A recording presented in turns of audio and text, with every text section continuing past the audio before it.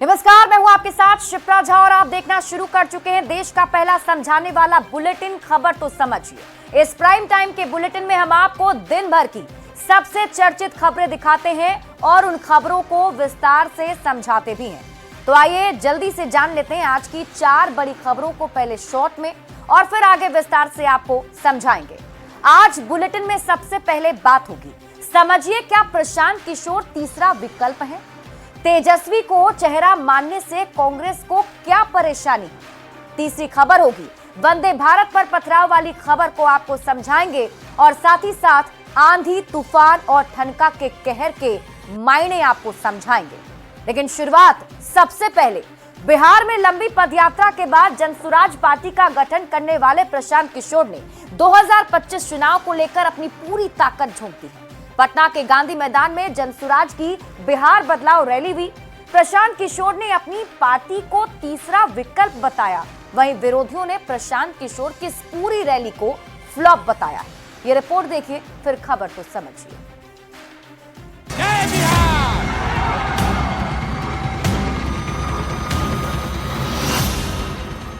प्रशांत का अर्थ होता है शांत रहने वाला, स्थिर रहने वाला।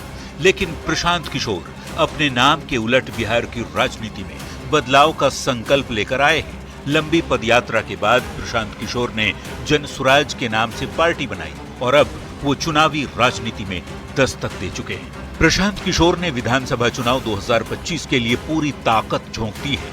पटना के गांधी मैदान में जनसुराज की बिहार बदलाव रैली हुई। प्रशांत किशोर ने कहा कि उनकी पार्टी बिहार में तीसरा विकल्प बन चुकी है। लालू नीतीश मोदी का राज चाहिए कि जनता का राज चाहिए? तो जनता का राज चाहिए तो मेरे भाई 6 महीने के लिए कमर कस लो और अपने इस बेटे, अपने भाई पर भरोसा रखिए। नवंबर में आपको नई सरकार बनाकर, जनता की सरकार बनाकर देंगे। प्रशांत किशोर ने अपनी पार्टी को बिहार में तीसरा विकल्प बताया तो केंद्रीय मंत्री और लोक जनशक्ति पार्टी रामविलास के अध्यक्ष चिराग पासवान ने कह दिया कि फिलहाल बिहार में कोई जगह खाली नहीं है। विश्वास के साथ मैं कहता हूं कि इस बार किसी दूसरे दल का प्रयास धरातल पे नहीं उतरेगा। तो जेडीयू के पूर्व अध्यक्ष और केंद्रीय मंत्री ललन सिंह ने प्रशांत किशोर पर तंज कसते हुए कहा कि उपचुनाव में ही इनकी हवा निकल चुकी है, जो बची है वो भी जल्द निकल जाएगी। बहुत बढ़िया है, रैली करते रहे, टाइम टाइम फीस हो जाएंगे। हवा तो ऐसे ही निकल गया, 2 उपचुनाव लड़े थे ना, तो हवा निकल गया ना उनका, और आगे भी जो बचा है निकल जाएगा। अपने चुनावी रणनीति का पूरे देश में लोहा मनवा चुके बिहार में खुद के लिए राजनीतिक जमीन तलाश रहे हैं। प्रशांत किशोर की पार्टी अपनी पहली लड़ाई यानी उपचुनाव में तो बहुत कुछ नहीं कर पाई, पर अब आने वाले विधानसभा चुनाव में पता चलेगा कि प्रशांत किशोर की पार्टी बिहार में तीसरा विकल्प बन पाई या नहीं। फिलहाल पटना की रैली में भीड़ को लेकर सियासत खूब हो रही है। कई लाख लोगों को आज हमसे मिलने नहीं दिया है, तो इसका खामियाजा इनको भुगतना पड़ेगा। आज से 10 दिन के अंदर, आज आप अपने घर से आए हैं, 10 दिन के अंदर मैं यहां से यात्रा पर निकलूंगा और आपके घर, आपके गांव आऊंगा। ये हमको रोक नहीं सकते हैं। न्यूज 18 के लिए पटना से संजय कुमार, रजनीश कुमार और लखीसराय से राकेश कुमार के साथ ब्यूरो रिपोर्ट।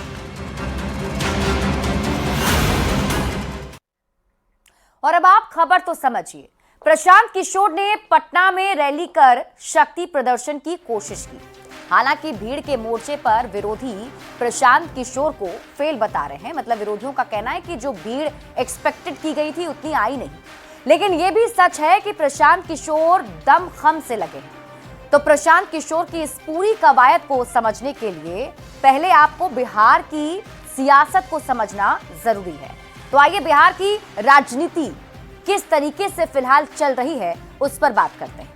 देखिए, फिलहाल बिहार में 2 धड़ों के इर्द गिर्द राजनीति घूम रही है। पहला एनडीए और दूसरा महागठबंधन। पहला गठबंधन जो है एनडीए, उसमें बीजेपी है, नीतीश कुमार की पार्टी जेडीयू शामिल है, चिराग पासवान की पार्टी एलजेपीआर है, जितन राम मांझी की पार्टी हम है और उपेंद्र कुशवाहा की पार्टी आरएलएम शामिल है। यानी ये 5 दल हैं जो एनडीए में शामिल हैं। ये एक धड़ा है। दूसरा धड़ा दूसरी ओर महागठबंधन है, जिसमें कांग्रेस, आरजेडी और लेफ्ट की पार्टियां शामिल हैं। यानी ये तीन बड़ी पार्टियों ने मिलकर एक महागठबंधन बना रखा है। यानी कि बिहार की राजनीति दो धड़ों के इर्द गिर्द घूम रही है। प्रशांत किशोर अब इसमें तीसरा धड़ा यानी कि तीसरा विकल्प बनने की कोशिश कर रहे हैं।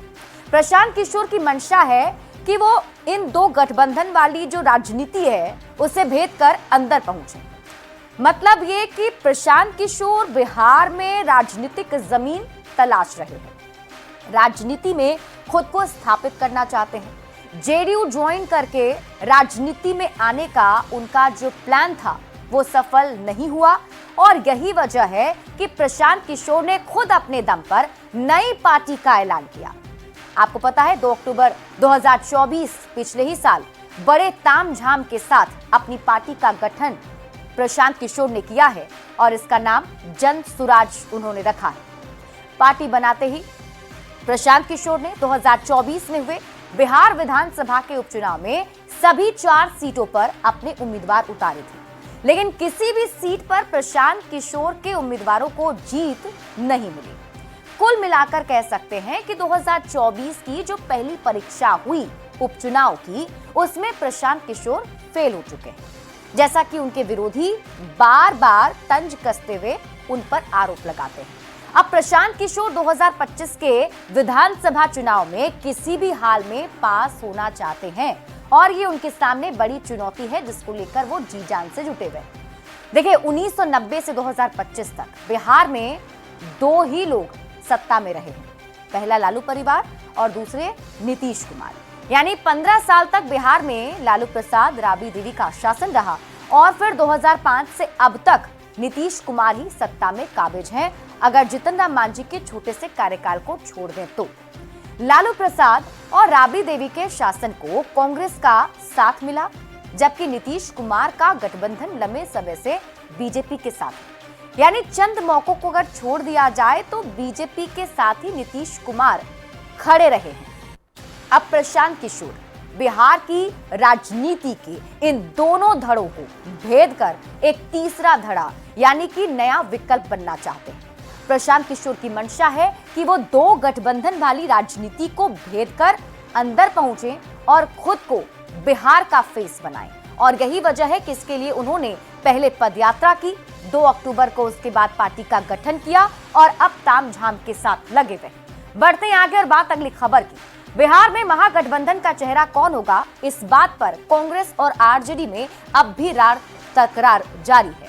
सीएम फेस कौन होगा, ये सवाल जब कांग्रेस महासचिव सचिन पायलट से हुआ तो उन्होंने कह दिया कि चुनाव में जीत के बाद ये तय होगा, जबकि आरजेडी तेजस्वी यादव पर टस से मस होने को तैयार नहीं है। सबसे पहले आप रिपोर्ट देखिए, फिर खबर तो समझिए।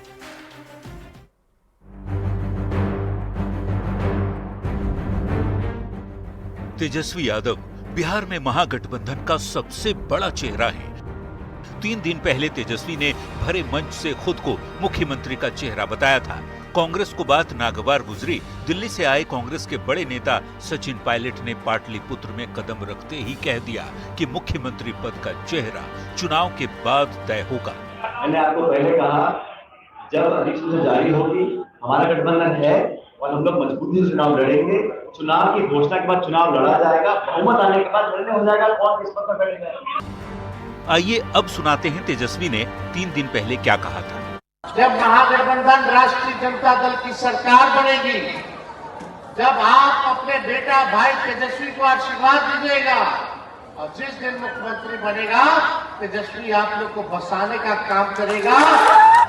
तेजस्वी के उलट सचिन पायलट के बयान पर विपक्ष को हमला करने का मौका मिल गया है। तेजस्वी यादव ने खुद को महागठबंधन का मुख्यमंत्री पद का उम्मीदवार घोषित कर दिया और आज उनकी उम्मीदों पर तुषारपात कर दिया।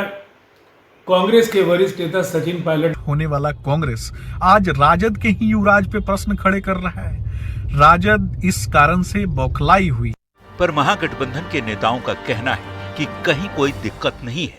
मुख्यमंत्री का चेहरा 2020 में श्री तेजस्वी यादव जी ही हमारे थे और 2025 में भी श्री तेजस्वी यादव जी ही मुख्यमंत्री का चेहरा हैं, इसमें कहीं कोई किसी को कंफ्यूजन में नहीं रहना चाहिए। 2020 में तेजस्वी यादव महागठबंधन का चेहरा थे। इस बार भी आरजेडी की ओर से ये साफ कर दिया गया है कि तेजस्वी ही इस बार भी चेहरा होंगे।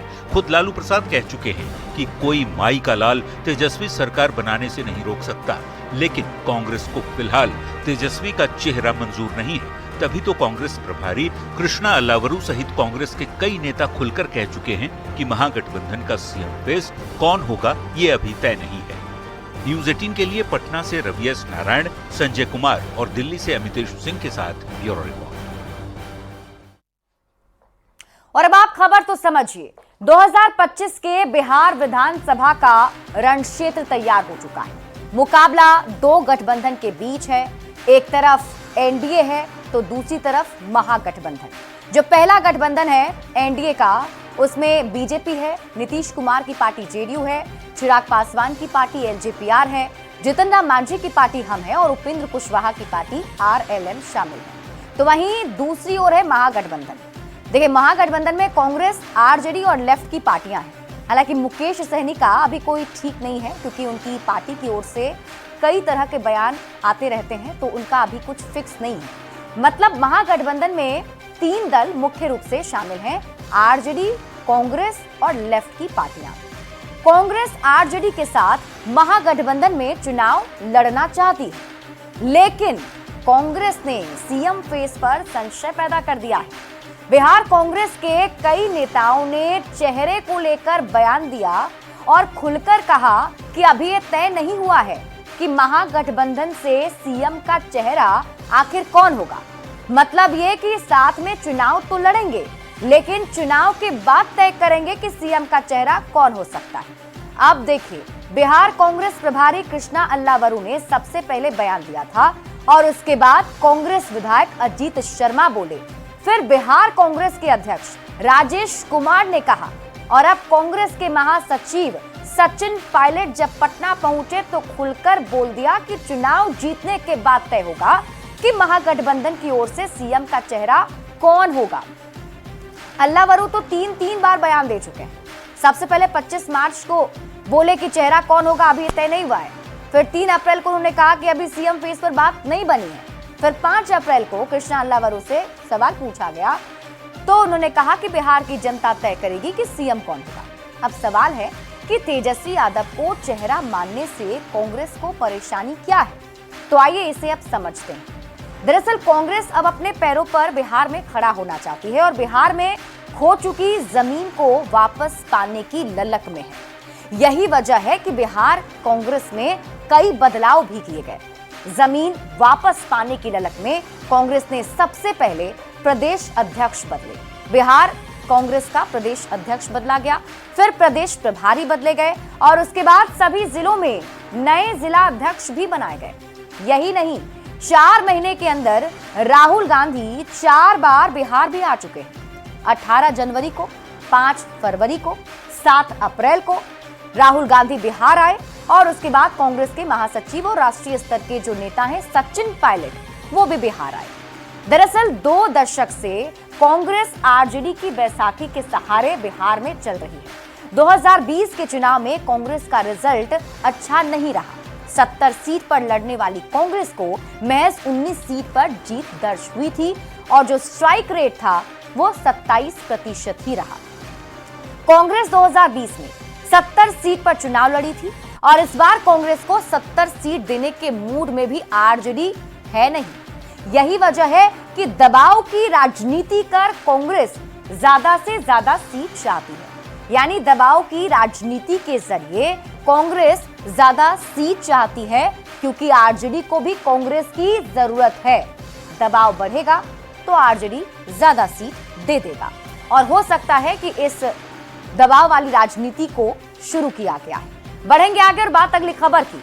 बात झारखंड में ट्रेनों पर बार बार हो रहे हमले की करते हैं। रेल प्रशासन और पुलिस ट्रेनों पर पत्थरबाजी को बर्दाश्त करने वाली नहीं है। बार बार वंदे भारत एक्सप्रेस या फिर दूसरी ट्रेनों को निशाना बनाने वाले दुश्मन अब बख्शे नहीं जाएंगे। ट्रेन पर पत्थर बरसाने वालों पर अब कानून का डंडा बरसेगा। पहले आप रिपोर्ट देखिए, फिर खबर तो समझिए। वंदे भारत के दुश्मन अब बच न सकेंगे।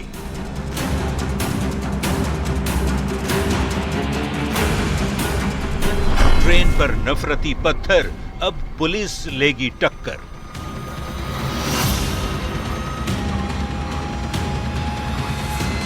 ये है भारतीय रेल की शान, वंदे भारत एक्सप्रेस ट्रेन।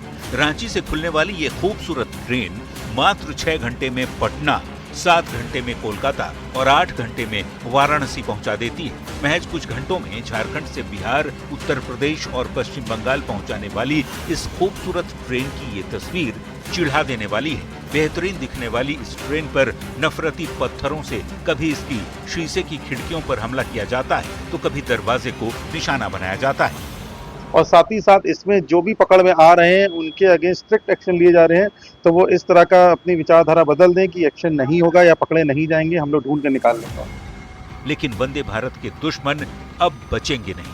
ट्रेनों पर पत्थरबाजी करने वाले देश के दुश्मनों को अब किसी भी हाल में बख्शा नहीं जाएगा। रेलवे की तरफ से एक टीम का गठन किया गया है जो अब पत्थरबाजों पर नजर रखेगी, यानी उनकी अब खैर नहीं है। वो पुलिस की कानूनी कार्रवाई से बच नहीं पाएंगे। अगर अब कोई ट्रेनों पर पत्थर बरसाएगा तो पुलिस का डंडा उन पर बरसेगा।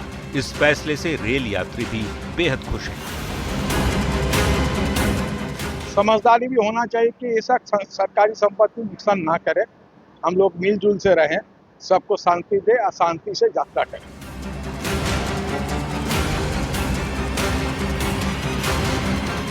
मगर अब देखना ये है कि इस कानून के बाद क्या इस तरह की घटनाओं पर लगाम लग पाता है या इसी तरह यात्रियों को परेशानी का सामना करना पड़ेगा।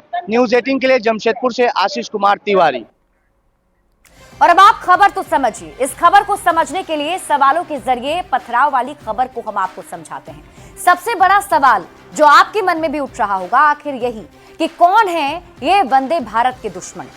वंदे भारत पर पत्थरबाजी के पीछे आखिर कौन लोग शामिल हैं? पत्थरबाजी के पीछे क्या कोई गहरी साजिश है? सवाल ये कि साजिश है तो ये साजिशकर्ता का पर्दाफाश करना जरूरी है, और वो साजिशकर्ता कौन है इसी पर नकेल कसने के लिए पुलिस और रेलवे की तरफ से तत्परता बरती जा रही है। और यही वजह है कि अब ये रेलवे के दुश्मन बचने वाले नहीं हैं। फिलहाल इस बुलेटिन में अभी के लिए बस इतना ही। आप देखते रहिए न्यूज़ 18 बिहार झारखंड।